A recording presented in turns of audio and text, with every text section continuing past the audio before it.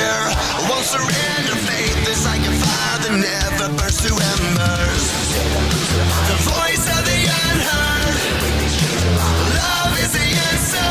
I gotta speak it, believe it, that's how I feel inside. I can't sit here quiet. You can take my heart, you can take my breath. When you pry it from my cold dead chest. This is how we rise up. Heavy as a hurricane, louder than a freight train. This is how we rise up. Heart is beating faster, feels like thunder. Magic static, call me a fanatic.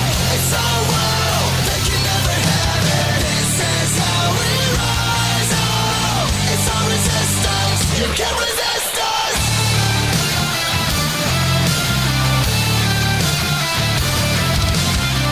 Can you hear me? Are you listening? Sleeping in the shadows could be making history. Through the fire, on the water, used to be a slave, but now you are a conqueror. They can take my heart, they can take my breath. When they pry it from my cold dead chest. This is how we rise up. Heavy as a hurricane, louder than a freight train. This is how we rise up. Heart is beating faster, feels like thunder. Magic static, call me a fanatic. It's our world, they can never have it. This is how we rise up. It's our resistance, you can't resist us. We're rising up, rising up, we're rising up,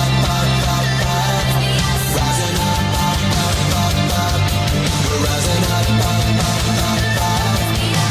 This is how we rise up. It's our resistance, you can't resist us. This is how we rise up. Heavy as a hurricane, louder than a freight train. This is how we rise up. Heart is beating faster, feels like thunder. Magic static, call me a fanatic. It's our world, they can never have it. This is how we rise up. It's our resistance, you can't resist us.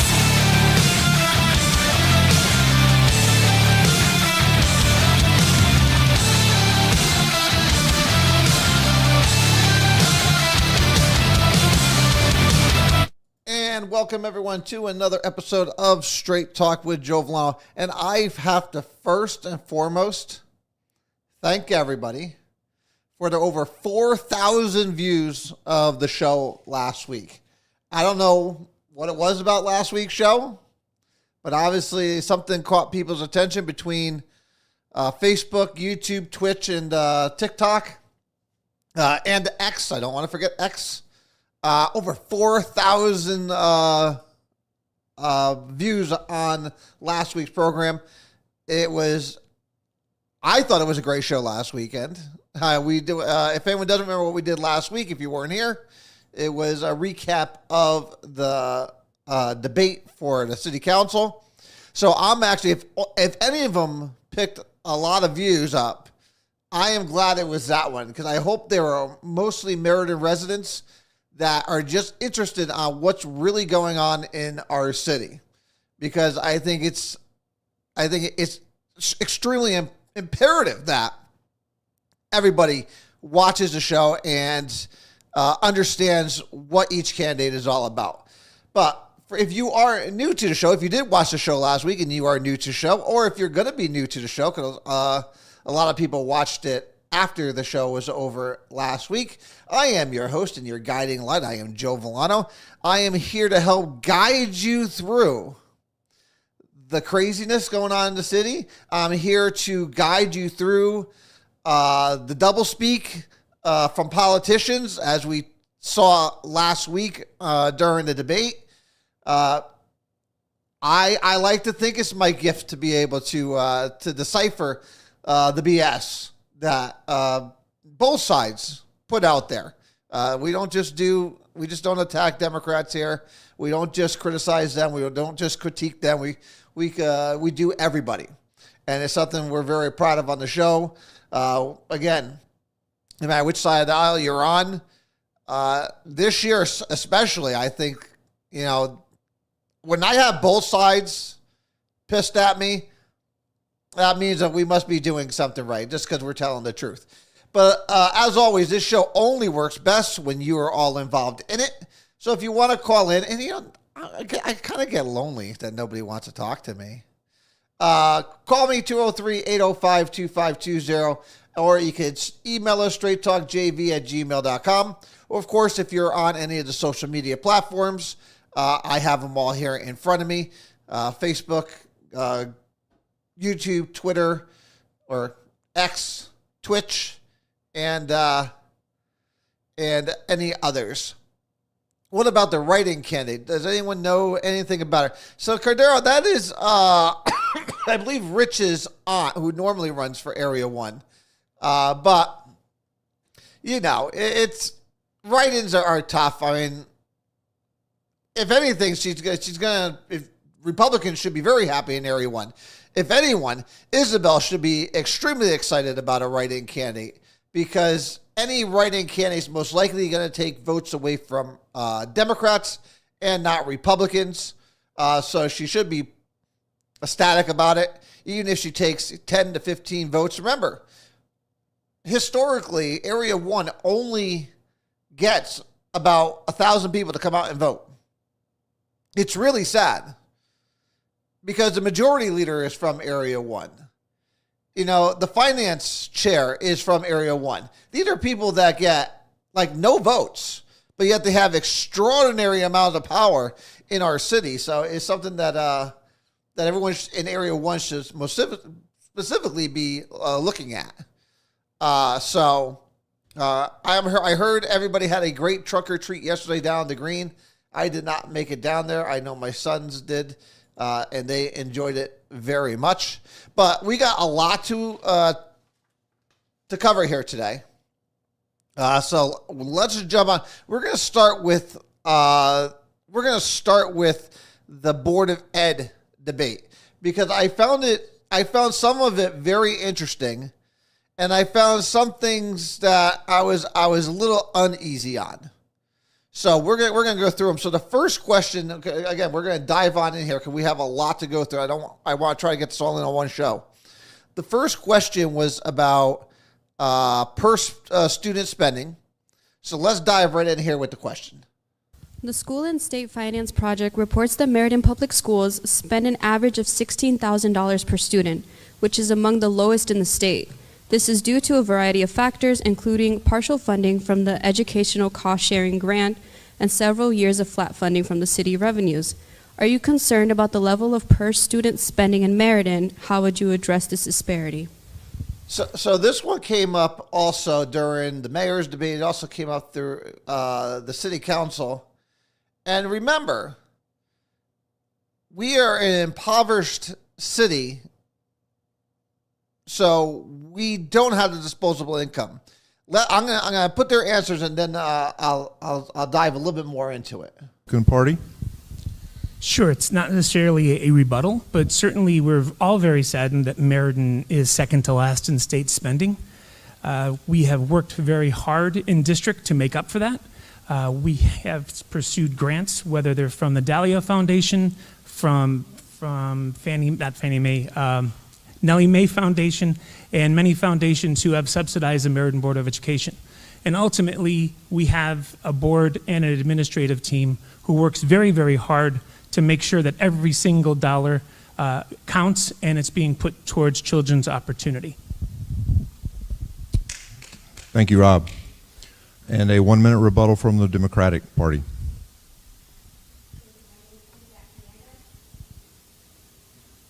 I'm a nurse practitioner and I'm here to run for the Board of Education. Thank you for your time. I do want to discuss this, that we are the second to last in, actually instead of 16,000, I believe in 2021 it was 13,000. So we do have a ways to go in finding resources so that way we can increase the per student expenditure. Things that we can continue to do is get grants, as we have been doing, continue to what I call have financial literacy in some of our school programs, so that way as students graduate, they're able to increase their income and know how to spend their money well, so that it can come back into our school system eventually. Thank you. I don't know what the hell Thank she you. was talking about at the end there, which I will agree with her, though. We do need to have financial literacy inside our school system.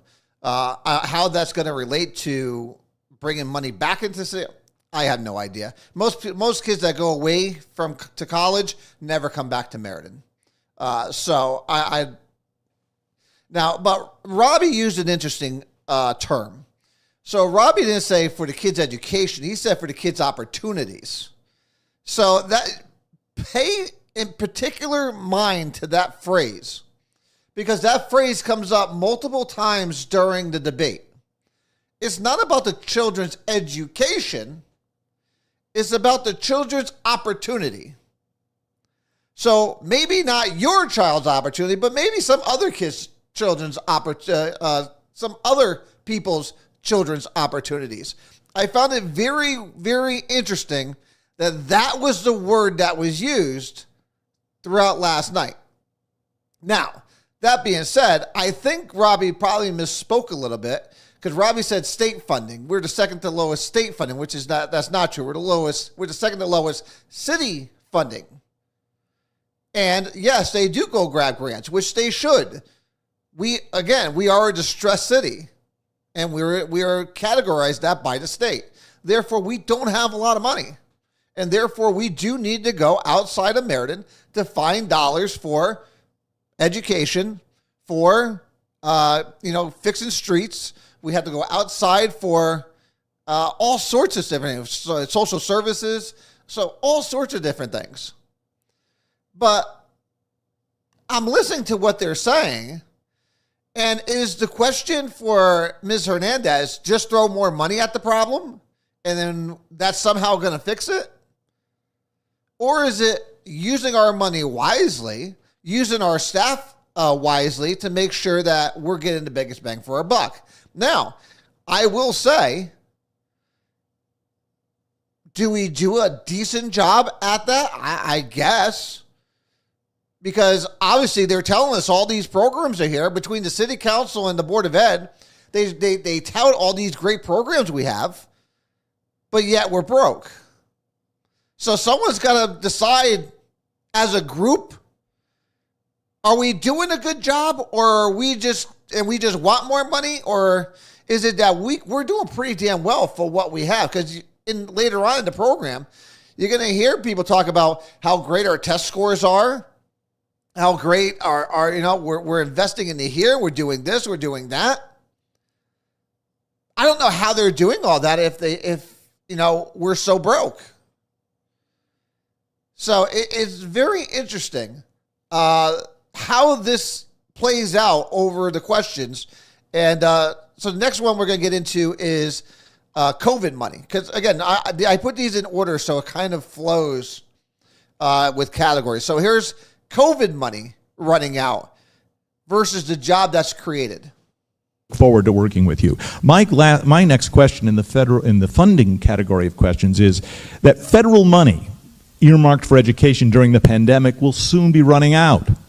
As Dr. Bigdigny and the Board of Education have remarked in the public forums, these fund a number of positions within the education department. Should the positions be retained, what will the BOE do to retain them? Democrats, yes. Thank you again. My name is Diana Hernandez y gracias por todos por venir. Te lo agradezco en toda manera. That is a very good question, as COVID and the initiative to attempt to really help our children in coping with such a tragic time. I worked in the hospital. I'm a nurse practitioner, cardiovascular and internal In medicine. case you didn't know, she works so in I the understand hospital. some of the effects that COVID did play on us. And some of the funding was really in relation to, from my understanding, was to help the mental and emotional stability of our children, which we should and continue to increase as time goes by. The effects of a pandemic is never quite quantified. I think 100 years before this is when we had a major pandemic, and I don't believe much research was actually done on that behalf. However, we are still seeing the effects of our children with absenteeism up to a rise in every single area of our state. So in continuing to provide and finding resources to provide psychosocial and emotional support for our children and for both, it's so important. It's going to be She crucial, and it's lost something me. I that think as she a lost board member, herself. we're going to have to find resources so that way we can continue to retain these resources that are so needed for our community. Thank you, candidate Hernandez. Michael Ryder from the Working Families Party, you have the floor for a minute. Thanks again. I'm going to kind of go back to my response really on the first question to that, which is going back to the approval of. So I think you're not missing here anything much here. Listen, she didn't know where she was going with that question. And our children weren't here 100 years ago during the last pandemic, so I don't know what she's talking about now. But listen, if that is the case, that we're supposed to, use that money that was given us to the state for better mental health of our children, the state delegation as well. why did we go ahead and waste all that money on ball fields and pavilions? From the state and also grant opportunities. Let's dive back as in. well. Thank you. Thank you. Republicans have the floor for a minute. Good evening. My name is Anthony Martorelli. Thank you for having us tonight. So we do have the money from COVID that was funding a lot of positions in our buildings, and it is going to come up. I think we need to find, again, creative ways to keep all of our staff that are here. We are an Alliance-funded district, so we will get some funding from them to keep going. And again, I think just a creative working with our budget and with the city to keep everybody that we can to better serve all of our students. Thank you. Now, I'm sorry. For someone who's on the board, the BOE, you got to come up with a better response than that. And it's probably my biggest pet peeve that I'm going to say of a lot of elected officials during these debates.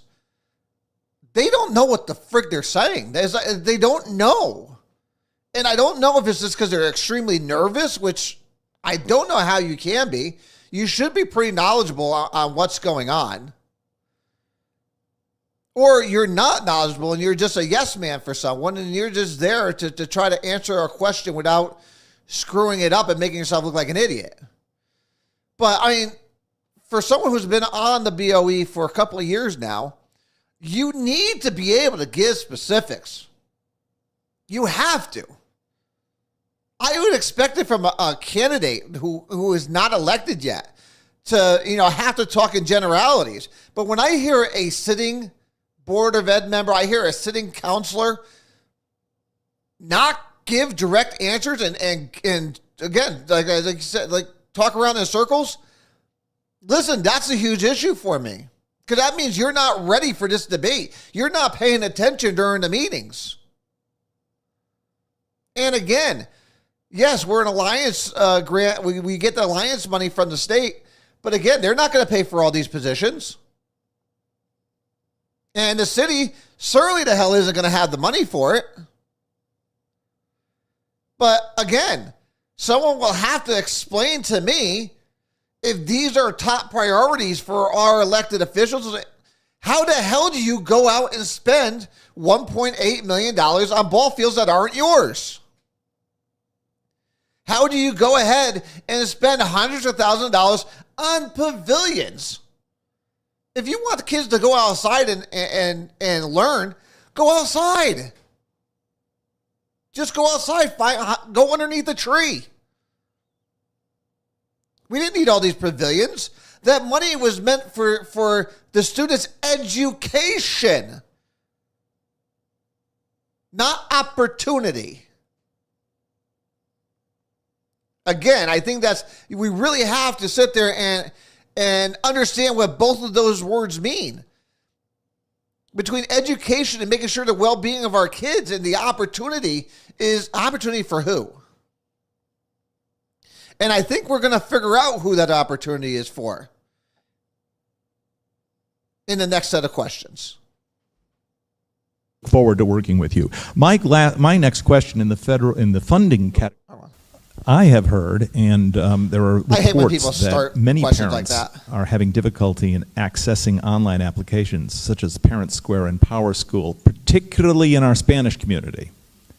in order to stay in touch with their child's academic status. Now that knocks out a huge chunk of parents. We have 60% of our student population is Hispanic, 17.5 being English learners. So it appears to be a significant problem. How can the district ensure communication with parents who don't have access to this technology or the language skills? As a bilingual student myself here in the Meriden Public School System, that was one of the challenges that we faced in my family and my upbringing. Now that we have Parent Square, I think it's a really great tool to utilize, but the opportunity is definitely there, especially for our bilingual community. We have to remember cultural differences. Some of our families, unfortunately, didn't have that exposure for education or that understanding of technology. I think it is important that if elected, we take that time to sit with these families and really give a one-on-one resource for them. A tip sheet is great, but it doesn't provide that hands-on that sometimes our families and our culture really likes to feel. As a Hispanic Latina woman, I believe in that personal touch and going that extra mile. And I think that there is definitely work to do, especially in our community, as you mentioned, with a huge population of Hispanic parents that are in need of this. Technology is only great when you have that opportunity to really learn how to utilize it. So, Thank you. so a very interesting question. And again, Robbie gives, and I mean, you're going to listen to Robbie's answer in a second, and Robbie actually gives a very good answer to it. But Robbie was under the perception that they care what he had to say as far as the Parent Square and the technology. I think Robbie was missing the whole point of the question, because Tom Walsh put it in there in a pretty specific way. Is what, especially for, and again, I hate when they start questions off, well, I've heard from who? Who have you heard it from? I hate when questions are started like that. You know it's a gotcha question. When a question is phrased in that way, you know it's there to screw you. And Republicans had to know as soon as they started talking about the Spanish and the Hispanic population, it was screw you. What are you not? It's not they don't care about the program. It's what are you doing for us? What are you doing for us? We don't care about anyone else. Riddle, she understood the assignment. She understood exactly what that question was, which is why she answered it the way she did. But Robbie gives a very good answer from a overall view and from a technical side of it. But he was missing the whole point of the question. But here's his response. Floor for a minute. Thank you, Rob Kuczynski. Parent Square is an incredible tool that has so many facets to it.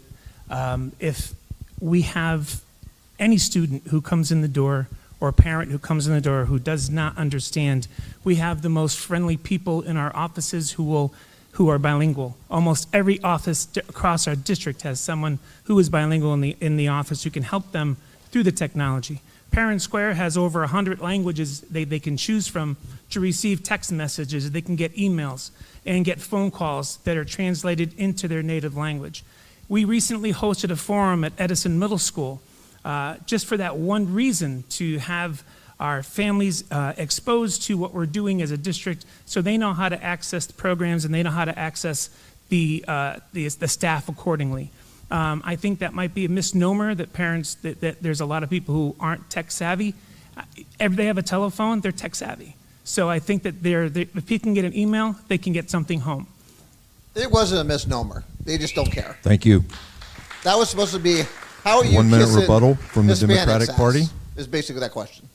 And the Democrats got two answers. While technology has been a boost in our economy and our boost in resources and being able to provide many resources in education to a variety of people, I'm currently working on my doctorate degree online. So it's a great resource. However, many of our people or immigration people or Spanish bilingual personnel that do come in do struggle with the ability to handle electronics. I went to Mexico just a few weeks ago. They're still doing everything by paper. And I understand that we are so much more tech savvy here in the United States, but when other people are coming from different countries, there's language barriers, there's a sense of commodity that I feel that we lack at this point, and I would like to increase that one-to-one personal level that everyone deserves. Everyone deserves to feel heard. No one deserves to come up with an entourage of people and solidarity because they feel so powerful about something. Thank you very much. Thank you. So my question is this: what is the role and responsibilities of the Board of Ed and for our school system? I want people to really think about that. Because remember, we're already limited on resources as it is. And now Ms. Hernandez and Ms. Riddle are talking about spending a ton of money because it's going to cost money if you want to have all these programs and you want to be this one-on-one time with everybody that comes in. That's going to cost money. So do we want money going to teaching parents how to use a phone or how to use a laptop? Or do we want that money going to the Board of Education and making sure our kids, making sure our kids are getting educated? It is not the Board of Ed's responsibility. It is not any government's responsibility to make sure the parents understand how to use X, Y, or Z. If they don't understand, it is on them. Just like we teach our children. If you are having an issue, it is for you to advocate for yourself, especially in high school, even in middle school, to make sure you are getting the help you need. The parents, you need to take the initiative to go to the schools, like Robbie said, and meet with someone in the office. There's someone there to help you. And like Robbie also said, they held a forum for this. But to sit there and say we're going to spend more and more money, thousands of dollars, if tens of thousands of dollars, on getting the parents acclimated to using a system, no, that's not their job. Their job is to educate our children and spend every single dollar. Remember, you heard it from every single candidate. We need to squeeze every dollar we have out. And I want to be squeezing every penny for the education of our children, not opportunities. And certainly not opportunities for parents. If you're that involved in your child's education or you care that deeply about it, you're going to find a way to get your ass down there to the school to learn. Or you're going to get a group within yourself, in your own community.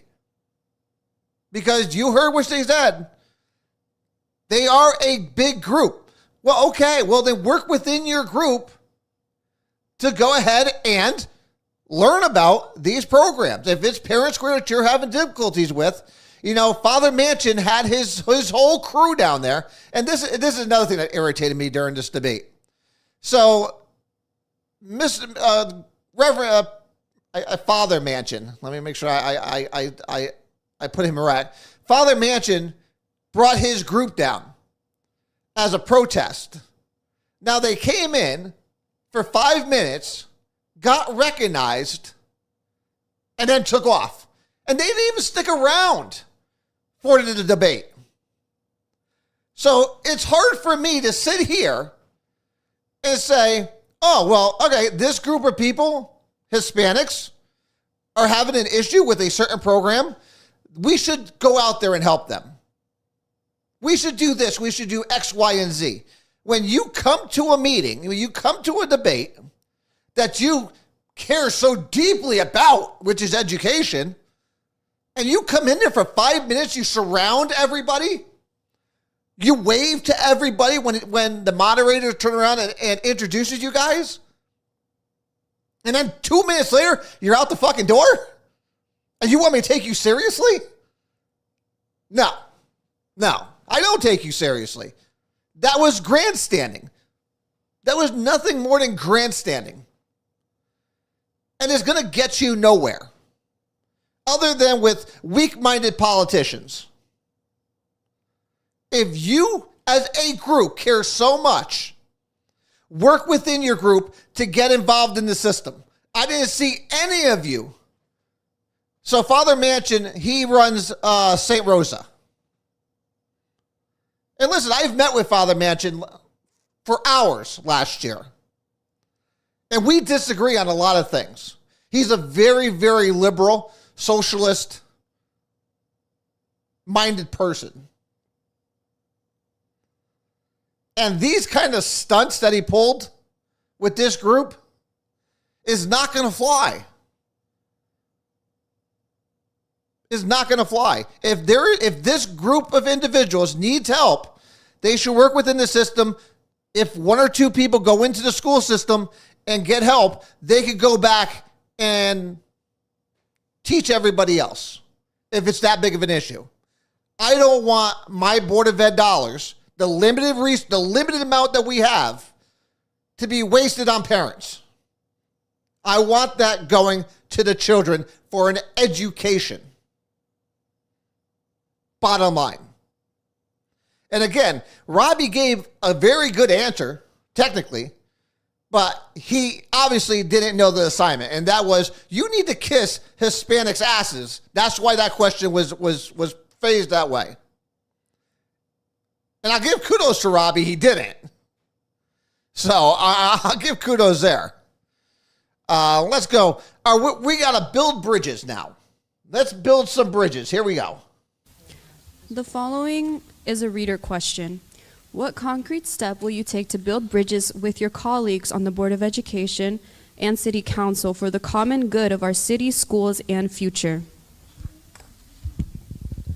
All right, thank you so much for this question. I'm running basically as a third-party candidate for working families. If I had the opportunity to be elected, I would represent as fairly as possible. I have a good working relationship with both Democrats and Republicans, I do believe. Ultimately, I just want to see the best done for Meriden and the best done for our students. I've grown up here my entire life and have been a part of the school system here. So I really just want to listen to what everybody has to say, because it takes a community, like I said, for people to come to the table. And I would like to just really be there and listen to everybody and, work together on the issues that are facing Meriden. Thank you. Thank you, Michael. The Republican Party has the floor for a minute. Hi there, folks. My name is Umber Gonzalez. I'm seeking re-election for the Board of Ed. To the comment, I'd like to say, Ned, the accomplishments that we've done as a party on the Board of Ed presently. There have been more college classes and courses offered over the past few years, enrichment academies for our students, for particularly the elementary students. We have multilingual lounges to support our high school students. We have AP lounges as well for our students, and many more accomplishments. And as proven leadership amongst the Republican Party, myself, Robbie, and Tony, we've proven that. We're sitting on the board, and we've come a long way. It's a continuum. It's a process. And we hopefully, if we're reelected, to continue that process. Thank you, Candidate Gonzalez. I'm sorry, I had no idea what Democratic he was Party talking has the about. floor for a minute. Good evening, buenas noches. Mi nombre es Eneleika Lopez Riddle. My name is Eneleika Lopez Riddle. Your question was focused on our partnership and collaboration with each other as parties. I think for me, as a leader, I think I do my best to serve and be a servant leader in my current role. And my goal as a candidate and hopefully elected candidate is to partner with my colleagues to do not only just the best for our community, for our students, for our teachers, the personnels, and the entire community in unity. I think the goal is here to provide the best education that we can here in Meriden, which I'm a testament of. I was a student here in the Meriden Public School Systems. I know a lot of my family is a part of the Meriden Public School Systems as I'm also a mom of two beautiful kids that are also growing up in the Meriden Public School System. So when it comes to collaboration and partnership, that is needed in order to move forward Meriden. Thank you very much. Yeah, Elmer, I love you, man, but I nowhere near answered the question. And, you know, talking with my son, we had no idea even what he was talking about with the lounges and all that kind of stuff. I mean, because Joseph took AP courses and he didn't know what he was talking about. And I'll sit there and say this for Riddle. Riddle knocked it out of the park. Knocked it out of the park. That probably had to be the best answer to that question you could have possibly given. And again, the Republicans gave her an opportunity to sit there and say, you didn't even answer the question. The question was about how we're going to work together. And so, yeah, Riddle, very well spoken. It was a great, very articulate, and very well answered this question. And I'll leave it at that. I thought she did an extremely well job on that one. So, of course, I mean, there are some questions we're going to skip here because we're not going to get to all of them. So, but this one I want to get to. This has to do with student absentee. Following up on absenteeism, since the pandemic, we have seen an increase in chronic absenteeism among students and a number of attendance initiatives in the district.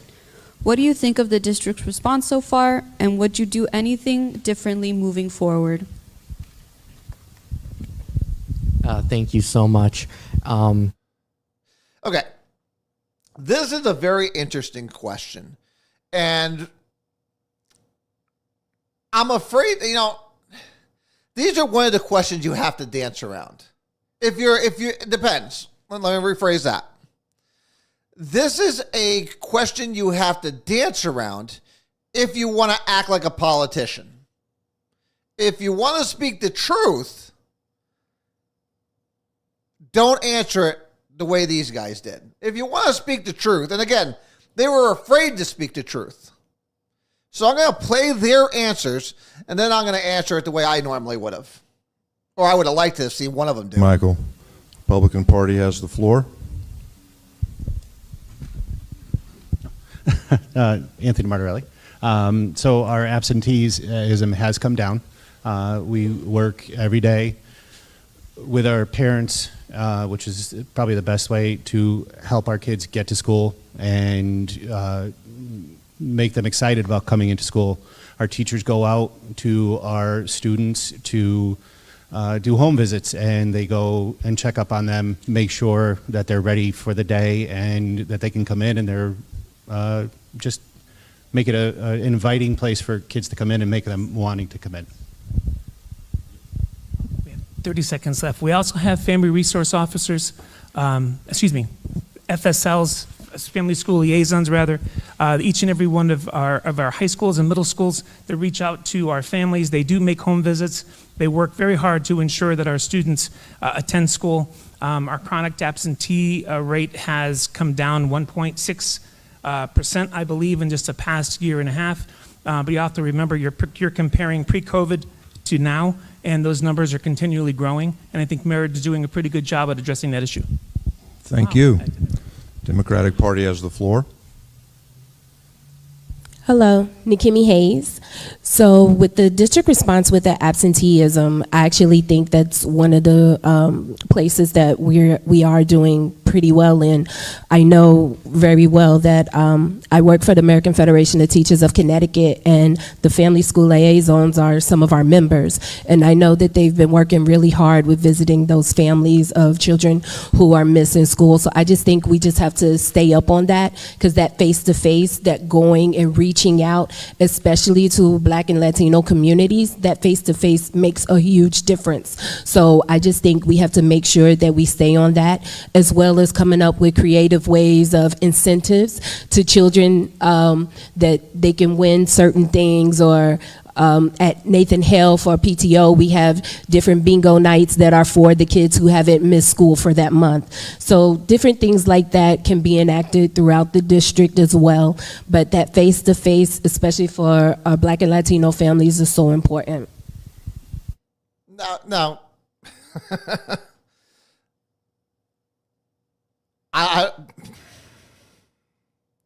Okay, let's break this down. The answer should have been starts at home. That's how I would have started my answer. It starts at home. It is the responsibility of the parents to get their kids to school or to make sure their kids get on the bus. If you have a chronic absence, who is responsible for that child as a minor? It is the parent. See, this is the problem. The school's trying to play parent. This is the problem with government as a whole when it gets to be this big or this liberal. They want a big government. They want to babysit. They want to make sure we take care of everybody. All of a sudden, now the Board of Ed is making sure your child's getting on the bus and getting to school. We're making sure that we're getting the parents educated on how to use apps and computers. With everything else they're doing, what are they supposed to be friggin' teaching? It is not their responsibility. Why aren't parents just being parents and making sure their kids are getting to school? And if their kids aren't getting to school, address that. We're having FSLs that have to go out. What are they getting paid to go out there? Are we kidding right now? And we have to sit here and the kids got to win something in order to go to school? Listen, a bingo night's not going to get a kid who doesn't want to go to school. And if they did have a perfect attendance, if these are kids, their parents aren't going to take them anyways. Or their parents would have made sure they were at school. But everybody's afraid to say that. It's on the parents to make sure their kids are doing what they're supposed to be doing. It is their responsibility, not the school's responsibility, not the Board of Ed's responsibility, not the City of Meriden's responsibility. It is the parents' responsibility. So let's just say it how it should be. And again, and then I took a little bit of issue with Ms. Hayes, where Latino and African American and minority families need that face-to-face. So what? Screw white people? Screw Asians? Screw everybody else. They don't need it. If they're absent, it doesn't really matter. If a white student or an Asian student is absent chronically, it don't matter. Just make sure you're getting to these guys, though. These identity politics and playing to specific groups is very concerning. Because you're supposed to be doing it as a whole. And this, again, when they talk about opportunity for who? Because obviously Ms. Hayes didn't give a crap about white or Asian kids. Do they have an opportunity? Do they get the opportunity to have an FSL go to their house when they're chronically absent? Do you care about that, Ms. Hayes? Or you just need to make sure they look the right way in order to get help? Your words, not mine, sweetheart. Certainly not my words. That's your words. This whole identity politics and trying to play this class warfare bullshit is ridiculous. Again, like Area 4, the Board of Ed, I feel just as bad for everybody in this city. I feel just as bad because a lot of crap candidates here. A lot. Okay, let's continue on because we're getting short. We got 20 minutes. So this question, I gotta say, I chuckled then when they gave it, when they said it. I chuckled tonight while I was going through it again and writing my response. In the United States, 44% of teachers, of K through 12 teachers, report feeling burnt out, according to a 2022 Gallup poll. And this is leading to a lot of vacancies in teacher positions. What do you think of the ways the district supports educators? And do you think Meriden is doing enough? Now, let's step back from this. Now, teachers, again, I'm going to get the hate mail from the teachers. Screw you if you're feeling burnt out. You know, you work 180 days a year. You get summers off. And you want me to worry that you're burnt out when you got parents out there working 80 to 90 hours a week, working 2 to 3 freaking jobs, and you want me to care about you being burnt out because you have to deal with these kids, which you accepted the job to do.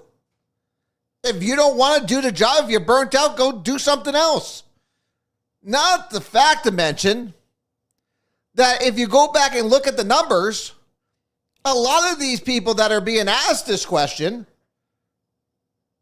are 1st to 5th year teachers. Do you know that? They're like 22 years old. They never had a real job in their life. So yeah, they're feeling burnt out because they're entitled. This is the generation we've been raising. This is the generation that we have been complaining about that have no work ethic, that are coming into the workforce, and a lot of them are becoming teachers. It just reminds me of that TikTok video, that poor girl crying about how she has to take the train to work 8 hours a day, come home, she has time to eat and go to bed and get up and do it all over. And she's crying because she doesn't have time for this, she doesn't have time for that, and she's all burnt out. Boo-hoo, cry me a river. And every teacher could cry me a friggin' river. This is the profession you chose. You know what's going on. Now, again, I think Elmer does a very good job at answering this because our teachers are not only teaching. So again, are we educating our children? Or are we turning them into what we want to turn our police officers into, which are social workers? Here's Elmer's response. Well, in the district of the Meriden Public School Systems, I don't think our teachers are getting burnt out. They might be overwhelmed. They might be overwhelmed with the conditions that they have to take their time out, becoming more social service oriented as opposed to being teachers. That might be a detriment to the condition. Amen, brother. But I don't see that they're having, and at least in our district, that issue. There is more that needs to be done to continue. Our teaching staff are very well educated. They're very helpful. They've got the tools and the knowledge to move forward and get that concern taken care of. I think that many of our teachers, after COVID and having to deal with some behaviors, which everybody across the state of Connecticut is dealing with, they do feel somewhat fatigued. There are different behaviors, and it's maybe not the same classroom that they taught in a few years ago, but certainly we're trying to support them by offering them the same amount of help and opportunities for support as we do our students. Thank you. Democratic table has a minute. Oh, this answer was classic. McKimmie Hayes. So definitely this is something that I hear a lot of from working with the American Federation of Teachers. A lot of our teachers are fatigued, and I believe it's our job to make sure that we keep an open ear to them, and we're listening to them, and we give them all the support that they need. And also, one of those ways is we offer through professional development. So on those professional development days, AFT offers free classes that we can provide and come to Meriden for and do yoga, and we have other types of relaxation techniques and stuff that we would be able to come in and teach to teachers. And our teachers really do across the state who take those classes like those classes. So maybe some of those PD days could be those type of relaxation days for teachers can unwind. So that's something that we could bring here. And maybe we could all just sit there and jump in the circle and hold hands together and sing Kumbaya. Are you friggin' kidding me? We're going to do yoga classes now? They can do that on their own time. They're getting paid through us to do a job. I'm not going to have them sitting there doing friggin' yoga. You want to do yoga? Go do it after school. Knock yourself out. AFT could do that all day long. This is what I'm talking about, people. This is what I'm talking about. We're going to teach them yoga? I think Elma was dead on accurate, and I think so is Robbie. Our teachers are now being social workers. That's why. And the behavior problems. These kids, look at what juveniles are doing today, as young as middle schoolers, out there stealing cars. So when we want to talk about behavioral problems, again, I'm going to say what none of them have the balls to say. It starts at home. It starts at home. Nipping that in the ass at home and not letting them bring that nonsense to school. That's where it starts. Yes, these teachers have to deal with these kids, which is why a lot of the teachers decided to leave, which again is why you have these early 20s to late 20-year-old teachers who, again, have no idea what it is to have a real job. They're feeling so burnt out. Again, cry me a river. I don't want to hear it, especially when we have parents out there working 2 jobs, 80, 90 hours a week just to put food on the table. I don't want to hear it. And if the AFT wants to sit there and give yoga classes, by all means, do it after school when you're not on the taxpayer's dime. But while you're at work, I want you working, educating our children. Educate our children. That's your only job. I don't know why it has turned into what it has already. But it's ridiculous. And at some point, we have to start holding these parents responsible. You know, Mike Zakaruski said it during the city council debate. When it came to these kids stealing cars and these kids getting in trouble. At some point, we have to blame the parents. The parents have to be held responsible. If you're going to let your child be a hellraiser, you're going to pay the penalty for it. Because I got to tell you, if my son went into school being a hellraiser, I will whoop that ass. Whoop it real quick. Just like my parents did. Absolutely craziness. So, again, good answers from both Robbie and Elmer. And now we're going to do final remarks, and then we'll give grades to each one. Alice? Yes, hi, I'm Elmer Gonzalez. I'm running for re-election. It's been a pleasure working as an appointee. I did my first election, so I know that there's still work to be done. It's a continuum for us here in the Meriden Board of Ed. And like I said before, it's not about I, it's we. It's building a relationship. It's making sure that our students have their tools, the teachers have their tools, the funding is there. And being a part of the Elect 3, Tony and I, it's an honor, it's a privilege, and I look forward for this election to happen. And if I get reelected, there's more stuff to be done. It's a continuum. Thank you. Thank you, candidate. Closing for Tony Martorelli. Hello. Thank you for having us here this evening. I'm a lifelong resident of Meriden. My kids have gone through My daughter's at Stonehill College right now. My wife teaches at Platt, so I've been in buildings for probably the last better part of 20 years in one form or another, and know somebody in each building. So I would have built relationships along the way, and I think that helps me be able to continue my work on the board. And if elected, I will continue to give them my best and do what I can to help move our kids forward. Thank you. Thank you, candidate. Closing for Rob Kaczynski. Thank you, and thank you everybody for being here tonight, and especially to our friends at the other table and my friend Mike down at the other end of the table as well.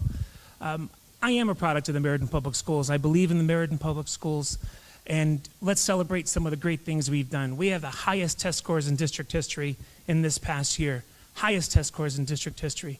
We have an incredible award-winning curriculum. We have award-winning sports programs. We've had, during COVID, we were able to have sports when none of these other communities had them. We kept our buildings open with the great cooperation that we have through with our unions. And ultimately, ladies and gentlemen, it's about collaboration. It's about working together. And I would love that opportunity to continue to do that. And again, it doesn't matter R or D. It matters what student opportunities are before us. And certainly, if given that opportunity, I would appreciate it. And I would ask you for your support. And thank you very much. Now, I'm surprised Republicans weren't better. Now, again, Robbie's been through this so many times. He probably has his final comments already, knocked down. He could probably do it in his sleep. I was surprised that Tony and Elmer did not have better closing speeches, especially since, half the things they've been talking about the entire time was how they're doing great at this, great at that. That should have been better written. Again, these are two elected officials already. So, again, they should be held to a higher standard. And I think it was lackluster at best, their final answers to their final pitch, so forth. And then we do the Democrats. Here are the Democrats' final. And then listen, I only did Riddles and Hayes. Scarlett and Hernandez. Listen, anyone who continues says I, and only wants to talk about themselves like Hernandez does. Hernandez is a narcissist. Now, trust me, I'm partly one, and I can make myself fully aware of it. In some ways, I have narcissistic traits, and so I can identify them when I hear them or when I see them. Listen, Hernandez, she is a narcissist. She cares about herself. She wants to talk about herself. She wants to sit there and put herself up on a pedestal as much as she possibly can. And me, I have absolutely zero tolerance for it. And so her final remarks, no, I'm not even going to bother. And Scarlett's, I could hardly hear, so I didn't put them on. But here are the other two. Thank you. I'm also a longtime resident here in Meriden, as well as a product of the Meriden Public School Systems. I'm a mom of two beautiful children, as you can see right up in the front right here. My husband is also a longtime resident and also a product of the Meriden Public School System. My goal here is really to increase that opportunity for my kids, that they see, right, that we are here to make a change. I tell my daughter all the time that when you want to make a change in life, you have to be a part of that change. And I look forward to really partnering with the community, my fellow colleagues, and really looking forward to your vote, please. It's so important to be a part of your local elections. The change starts here. In your own community. And I'm very blessed to have the opportunity to really engage in my own community and be the voice that's necessary here. I'm proud to be a Latina in this community and really bringing my voice to my bilingual partners. Thank you. Candidate Nikemi Hayes. Hello, Nikemi Hayes. So, all I can really say is I feel I'm coming from a very particular place because I'm a mom of 4 kids in the Meriden Public Schools. I'm a wife of a teacher here in Meriden. He teaches at John Berry also. But I work for the American Federation of Teachers of Connecticut, and I've been doing that for 21 years. And I've been working with teachers, paraeducators, secretaries, janitors, you name it in the school system, I work with them. And I know their issues, and I know a lot of the solutions throughout the state that I can bring here to Meriden with some new ideas. And I can bring that. And more than anything, like I said, I'm a mom, and I'm a very involved mom, and I'm in the schools, and I'm an advocate not only for my kids, but I'm also an advocate for other kids. I've done that especially as my role as vice president of the NAACP. We get calls all the time, and parents need other people to be there to advocate for them, and I do that in my role. So I would continue to do that for all kids here in Meriden. Thank you. Thank you. So many again. Ms. Riddle, again, almost sounded like what we say here on the show. I thought it was a perfect closing. I thought it was perfect. It couldn't get any better. Unless I wrote it myself. So I kudos to her. Hayes, there's way too many red flags for me, for her. Again, the conflict of interest, her husband works for the school, she represents the union. It's a direct conflict of interest. So, for me, her and Tony are out. Hernandez is out for me. Again, I can smell a narcissist a mile away. So, no. So, for me, my vote is going to be number one, Ms. Riddle. Ms. Riddle, I'm going to give you an A- on your debate. I thought you did extremely well.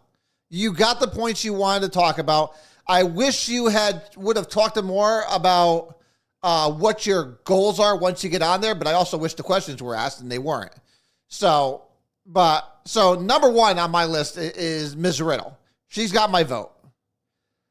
2, and she didn't speak much during this, and you really couldn't hear her, but I was able to have, you get to hear the conversations afterwards. Miss Scarlett is up in the air for me, 1. And then for my third, I'm going to take Elmer. I can't take Robbie. Robbie, to me, Robbie is the head of the snake on the Board of Ed. So we need to cut that head off. So Robbie is a no for me. Tony, conflict of interest, no for me.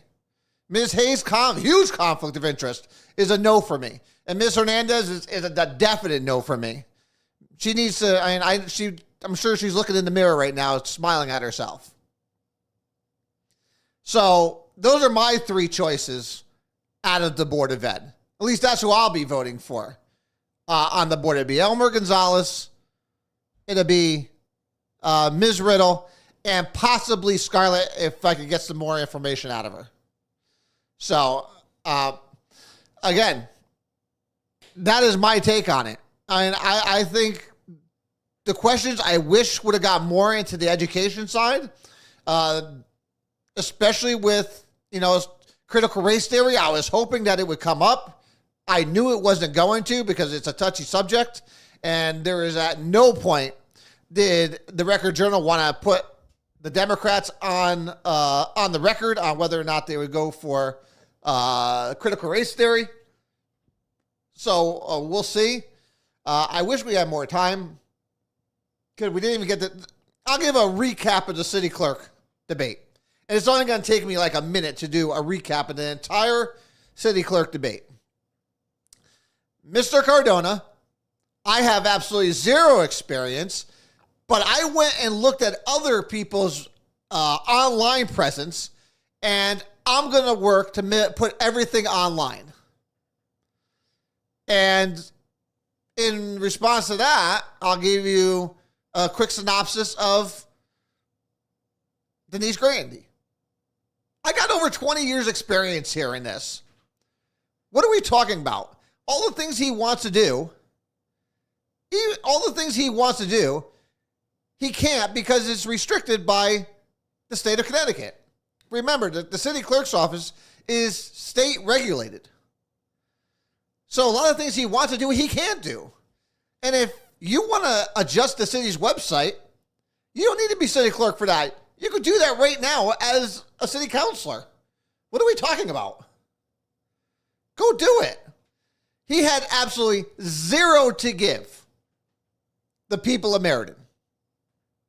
And the fact that he's trying to use his last name to get that spot is disgusting. And I have complete faith in the people of Meriden that they are not going to fall for it. You are not going to put the city's records at risk to put Mr. Cardona in there, who has absolutely zero experience in the city clerk's office, than taking someone who has over 20 years experience. It's a no-brainer. It's an absolute no-brainer. He can't even hold a stick to Grady. But you know, that's it in a nutshell. I wish we had gotten. We didn't even get to the mayor's race. Listen, people, election day is only 8 days away. We are 8 days away. And like Ms. Riddle said, local elections are the most important. You need to be involved in your local elections, which is why you have to get out there and vote. You have to get out there and understand what these candidates are all about. So either share this show and let everybody watch it, or go and watch the debates for yourself on the Record Journal's website. It's so imperative that we as a community are engaged in the political process, in the electoral process, and that we are making sure we know where these candidates stand. Because if you're just blindly voting Republican or Democrat, you are doing a total disservice to this city. Total disservice. So, please, please, please get involved, get informed on what's going on, and share this with your friends who are not. Only together can we make some real change. And again, like Ms. Riddle said, if you want change, you have to be part of it. You don't have to be on the ballot. You could be behind a microphone. You could be on the other end of a telephone. You could be face-to-face at lunch with some friends. If you want change, you must be part of it. And with that, I love each and every one of you. And I can't wait to see you guys next week as we go T-minus 2 days to Election Day, to the rebirth of Meriden, where we elect ourselves a new mayor and a new city council. That's what I'm hoping for. So we could put this city on a path for success. And for all of you that are up in the air and saying, no, I can't vote for a Republican, or no, I can't vote for a Democrat, listen to what they're saying. And I gotta say, this is the first year, and I can remember, where there are a couple Democrats I'm going to vote for. And I'll give my final list. I'll give my final ballot next Sunday. Where on each one on where I'm going to vote and why I'm voting for them. I'm going to explain in detail why I'm voting for each person that I am voting for. Because I don't vote for someone, I don't take it lightly. If you get my vote, it's because I believe in you. I believe in what you stand for. And I'm hoping that you're going to make a solid difference, not for some kind of specific group. I want it for all of Meriden. We're not going to play class warfare here. We're not going to play identity politics here. We are for all of Meriden, not just bits and pieces of it. So until next week, Like I said, I love you. God bless you. And as always, God bless this amazing country of ours. And to pray for everyone up in Maine. We should have done it at the beginning of the show. Crazy things going on up there. My sympathies go out to all those affected up in Maine. And may, again, God bless them and God bless this amazing country of ours. It is still the last place, last beacon of freedom in the world. So I know sometimes it feels like it's falling apart, but together, we could overcome anything, as we've always done.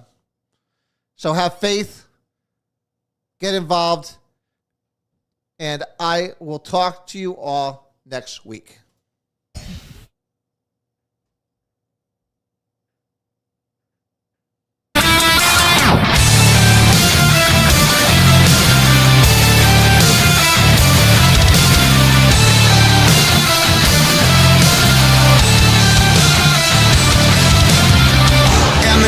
And the million faces formed together, made for elevation. And the soldier won't surrender faith. It's like a fire that never burns to embers. The voice of the unheard.